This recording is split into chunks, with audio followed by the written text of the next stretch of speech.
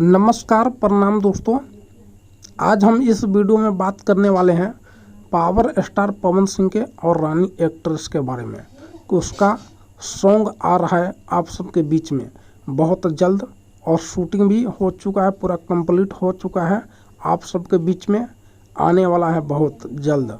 तो इस वीडियो में मैं आपको क्लियर करने वाला हूं कि कौन सा गाना आ रहा है और किस चैनल पे आने वाला है।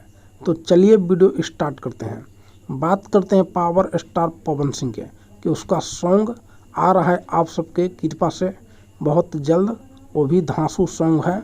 गाना का नाम होने वाला है दोस्तों कैसन पियावा के चरित्रवा 0.2। तो आप लोग इस गाने को देखना ना भूलें, बहुत सुपर हिट होने वाला है आप सबकी कृपा से।